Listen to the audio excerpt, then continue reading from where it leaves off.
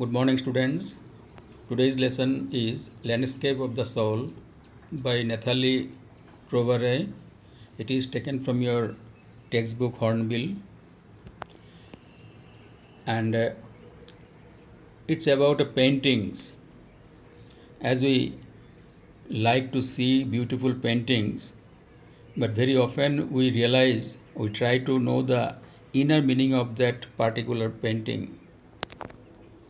So if you go through the paintings of famous artists, famous painters like M.F. Hussain, you'll not be able to understand unless you try to contemplate upon it. You have to go deep into the painting, then only you can understand.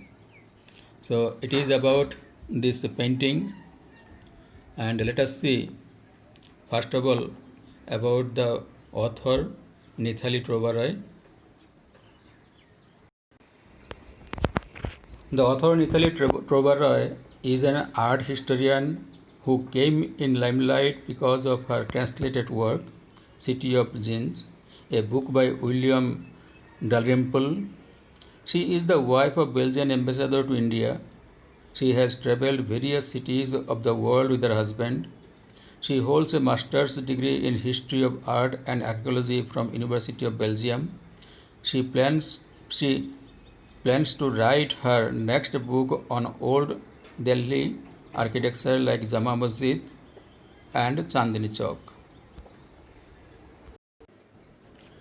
So you can find here, notice this expression in the text, infer their meaning from the context.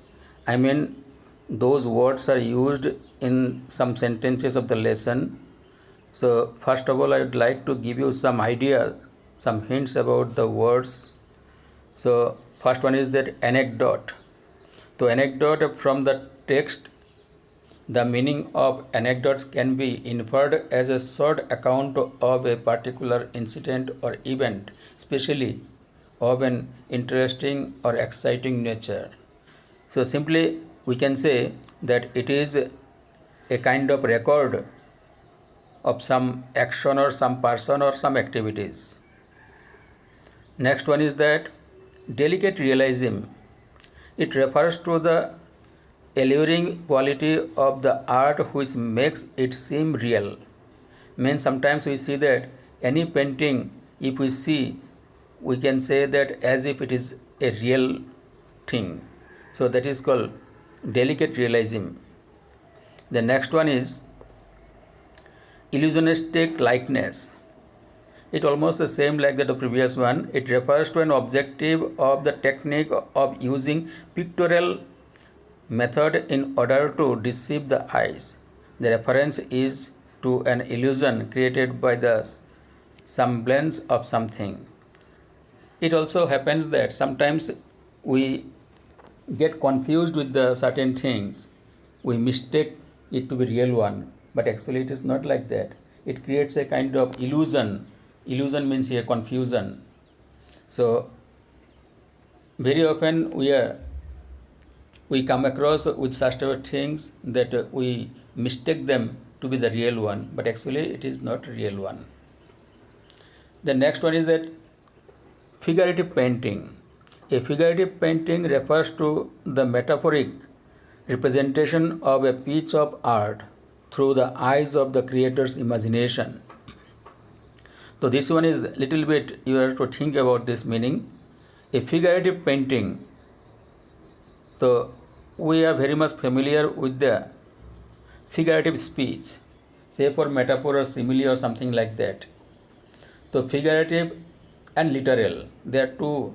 The opposite of figurative is literal. So literal, what is actually it is, and figurative, that we can guess or we can represent something.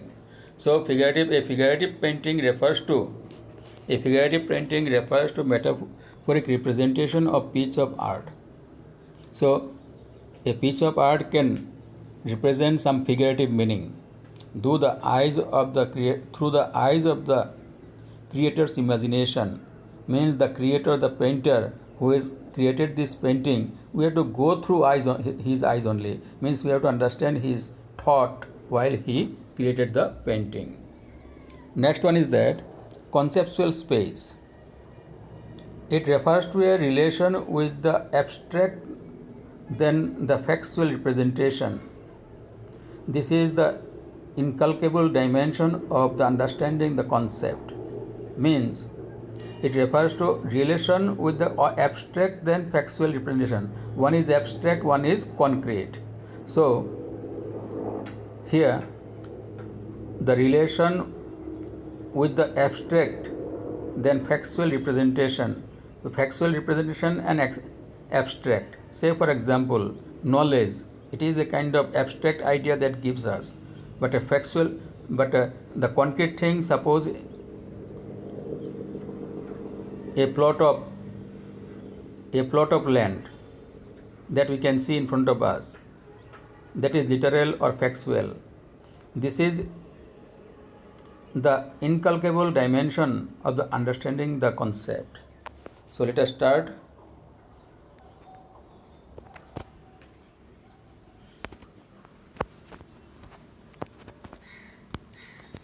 So here we can say that each and every line of this chapter, of this lesson, is very meaningful. Therefore, you need to go line by line. You need to go between the lines. A wonderful old tale is told about the painter Wu Daozi, who lived in the 8th century.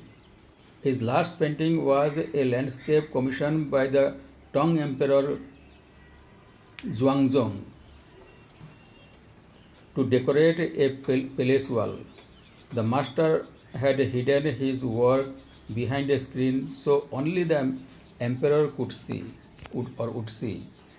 For a long while, the emperor admired the wonderful scene, discovering forest, high mountains, waterfalls, clouds floating in the immense sky, men on a hilly path, birds in flight. Look, sir, said the painter. In this cave at the foot of the mountain dwells a spirit. The painter clapped his hands and the entrance to the cave opened. The inside is splendid, beyond anything words can convey. Please let me show your majesty the way. The painter entered the cave, but the entrance closed behind him. And before the astonished emperor could have or utter a word, the painting had vanished from the wall. Not a trace of Wu Daozi's brush was left, and the artist was never seen again in this world. So, in this paragraph, we have mainly seen that we can control a person by your physical force, but you cannot control by your mental force. A person who thinks what is right or wrong, he cannot make a question upon that. It is his own personal affair. The same thing happens with the painting also. The king Zhuangzong, he compelled the painter to make a beautiful painting on the wall of his palace, and the painter did the same thing. Because he was the king, he had to obey him. So the king was very happy to see the painting, and it was covered with a curtain so that only the king could see.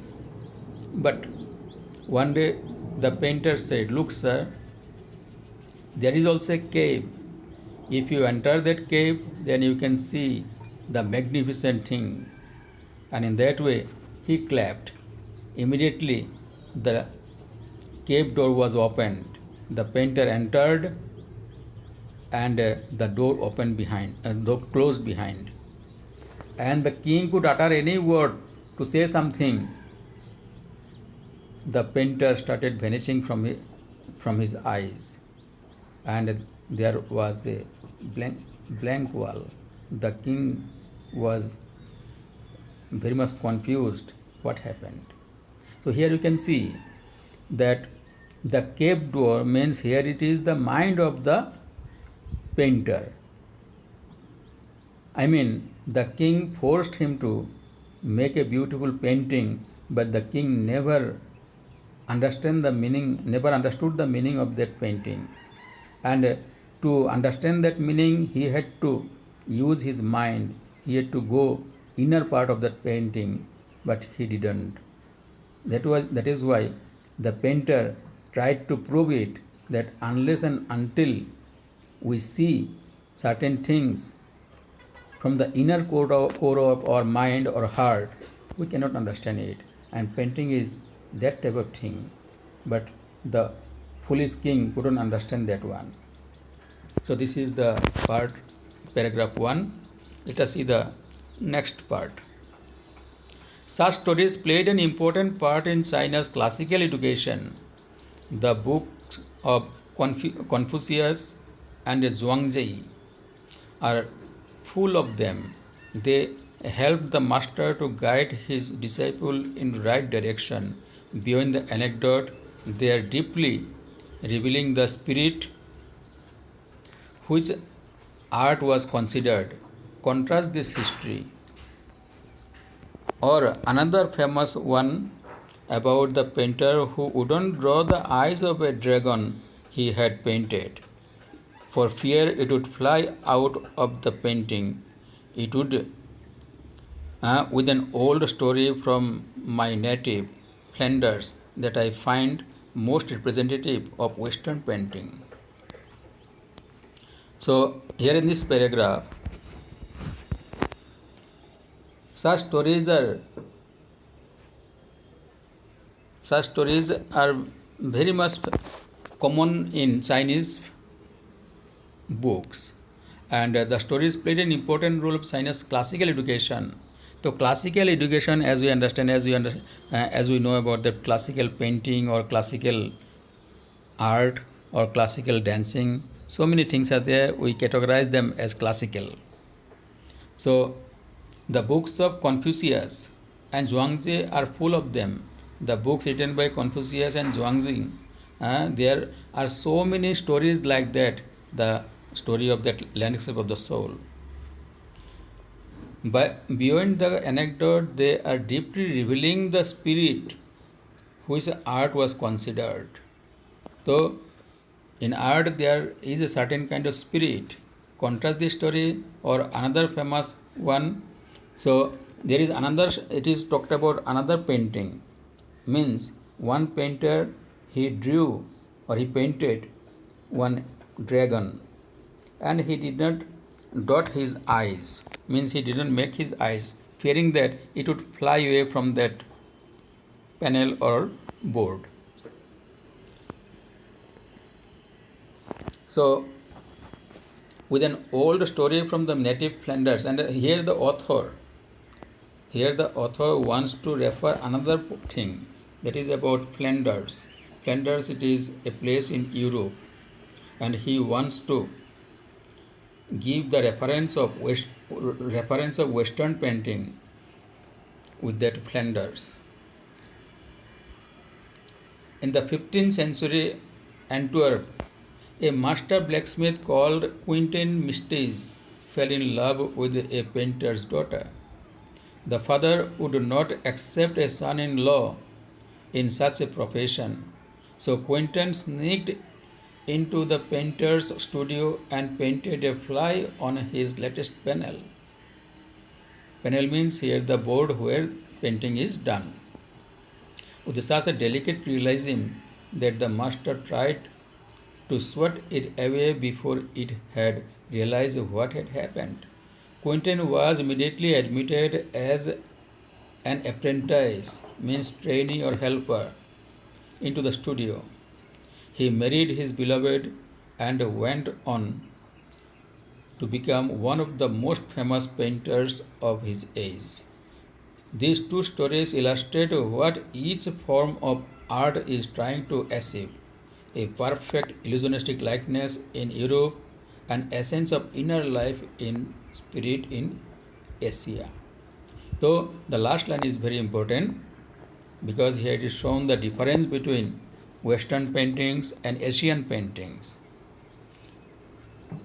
So one thing I forgot to tell you that about that of painting the eye of the dragon. So what happened? This type of beliefs are there in our own country also. You might have observed or you might have seen that while the idol for any god or goddess, while it is brought, its eyes are covered with the paper. Means until the worship begins, the eyes are not kept open. And similarly, we too heard about the fact that the sculptor or the artist, one who makes the statues, they do not paint the eyeball until the work is complete. And after painting the eyeball, he hides the face of that statue or idol. It is heard that if the god or goddess sees that artist in front of him, it may get angry because there may be something wrong with the artistic work. So it is the belief of the people of our country. The same thing was there in China also. Remember this. Now here we would like to refer the Antwerp.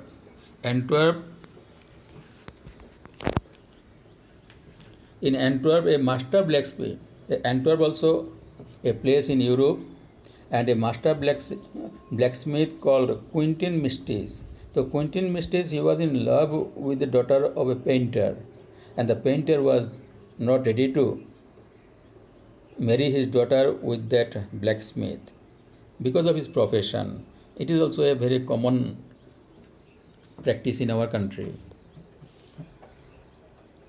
So the blacksmith had a plan, and he entered the studio of that painter. And what he did, he drew one fly upon the panel of that painter, and the fly was so realistic that we can refer here that illusionistic likeness. The painter tried to drive or swat the fly, but he realized that it was not the real one. So he could understand the talent of the blacksmith. Therefore, he made him his own apprentice, and his daughter was given to him. So, in the last line already I have told you that it is very important. Important in the sense, in the Western paintings, certain things or paintings are made so that it should look real. But in case of Chinese or Asian paintings, the importance is given upon spirit.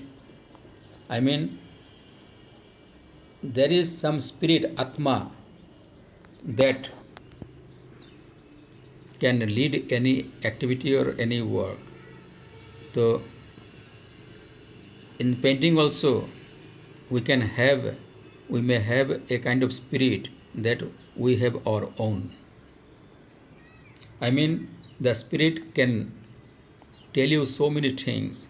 It is a matter of your understanding. Next paragraph.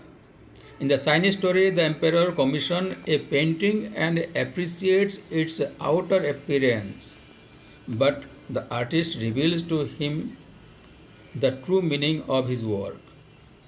The emperor may rule over the territory he has conquered, but only the artist knows the way within. Let me show the way. And thou, a word that means both the path and the method and a mysterious work of the universe. The painting is gone, but the artist has reached his goal beyond any material appearance. So again, the first paragraph is referred here. So you can say the Chinese story, the emperor commissions a painting and appreciates his outer appearance, means the king. He appreciated only the outer appearance, but he didn't try to go inside. And the painter, he gave him a lesson how to go inside the painting. That is why he clapped, the cave door opened, he went inside, the king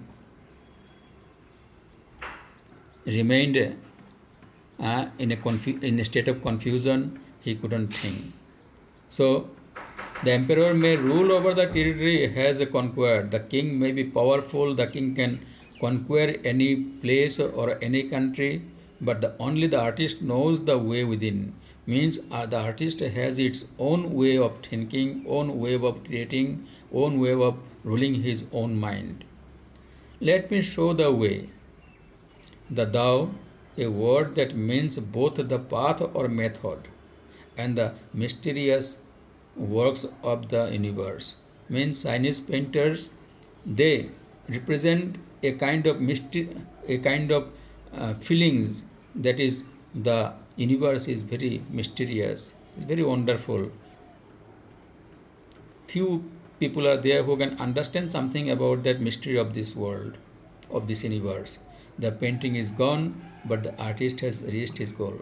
The painting of though it has gone, the king lost the painting, but the artist has reached his goal. Means the artist's purpose of painting of that landscape, it was successful beyond any material appearance. Means spiritual and material, we have two views. One is spiritual views of life, one is materialistic view of life. So materialistic views, as we understand, we should have so many things that we want or we desire, but there is also a spirit within us that is not that does not like that of the materialistic thing. It can be guessed, it can be imagined, it can be thought, and that is the philosophy of life. So let's conclude today. So we'll continue in the next class, the next part of this lesson. Thank you. Have a nice day.